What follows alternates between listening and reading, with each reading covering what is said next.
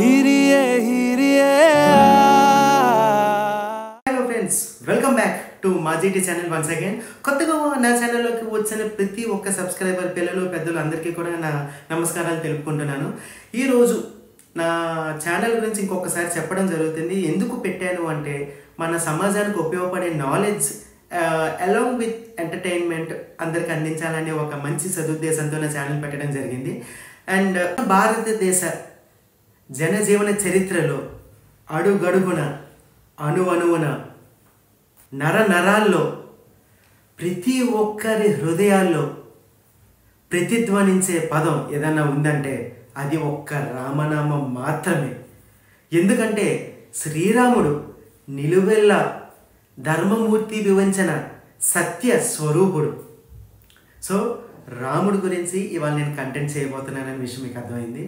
ఎన్నో సందర్భాల్లో రామనామం తలవని క్షణాలు ఉండవనే చెప్పచ్చు. సో ఇవాళ మా ఫాదర్కి తెలియదు, కొంత కంటెంట్ కొన్ని క్వశ్చన్స్ అండ్ ఆన్సర్స్ అన్నీ అడిగి నేను తయారు చేశాను. వాళ్ళ కంటెంట్లో ఏంటంటే నేను కొన్ని క్వశ్చన్స్ అడుగుతాను, ఆ క్వశ్చన్స్కి ఆన్సర్ మా నాన్నగారు చెప్తారు. ఎలాంటి సందర్భాలు ఉంటాయి, ఆ సందర్భాలకి రామనామం ఏ రకంగా ఉపయోగిస్తున్నారు అనేది ఇవాళ తెలుసుకుందాం. నమస్తే. మా నాన్నగారు సుదర్శన్ రావు గారు, మల్టీ టాలెంటెడ్. ఆయన టాలెంట్స్ అన్ని నాకు వచ్చాయి. సో ఇందాక చెప్పినట్టుగా కొన్ని క్వశ్చన్స్ ఏదైతే ఉన్నాయో అడుగుతా అన్నాను కదా, క్వశ్చనేర్ అనేది నేను స్టార్ట్ చేసేస్తున్నాను. డాడీ, ఫస్ట్ క్వశ్చన్ అడుగుతున్నా. స్కూల్లో ఉపాధ్యాయులు మొట్టమొదటిసారిగా మనకి నేర్పే మొట్టమొదటి వాక్యం ఏంటి? రాముడు మంచి బాలుడు. పాస్. సెకండ్ క్వశ్చన్ అడుగుతాను. అన్నదమ్ములు ఎలా ఉండాలి అని మీ పెద్దలు అంటుంటారు? రామలక్ష్మణుల్లా ఉండాలని కోరుకుంటారు. కరెక్ట్. ఇప్పుడు థర్డ్ క్వశ్చన్ అడుగుతాను. నూతన దంపతుల్ని మీ పెద్దవారు ఏమని ఆశీర్వదిస్తారు? సీతారాముల్లా ఆదర్శంగా ఉండాలని దీవిస్తారు. కరెక్ట్. ఇప్పుడు ఫోర్త్ క్వశ్చన్ అడుగుతాను. పూర్వకాలంలో వైద్యులు ఈ మందు ఎలా పనిచేస్తుంది అని రోగి అడిగితే ఏమని చెప్తారు? రామబాణంలా పనిచేస్తుంది అని.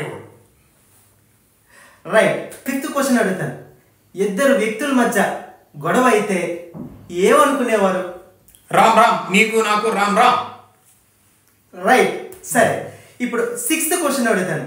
ఆకలితో అలమటించే దీనులు ఏ విధంగా ఆక్రోషిస్తారు చెప్పండి. అన్నమో రామచంద్ర అని ఆక్రోషిస్తారు.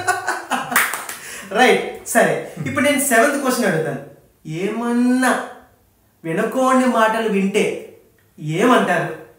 రామ రామ. ఓకే, సరే, రైట్. ఇప్పుడు ఎయిత్ క్వశ్చన్ అడుగుతాను. భరించలేని కష్టాలు ప్రాప్తించినప్పుడు ఏమంటారు? రామచంద్ర ప్రభో.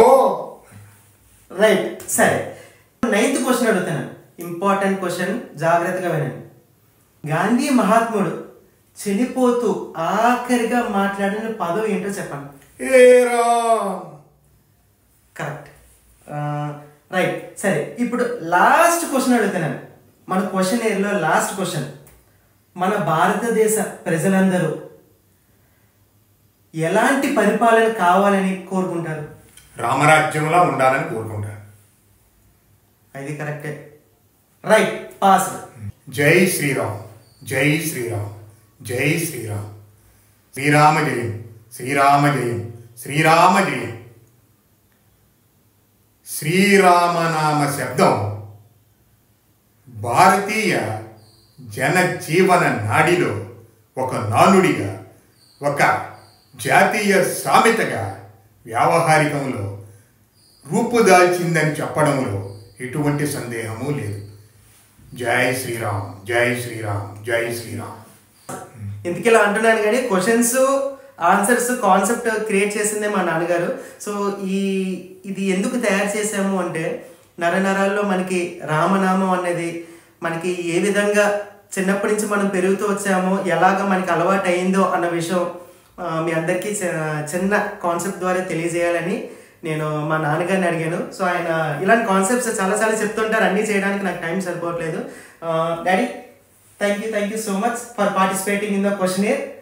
మీ బ్లెస్సింగ్స్ నాకు ఎప్పుడు కావాలని కోరుకుంటున్నాను. వెల్కమ్. Thank you. నమస్తే అండి.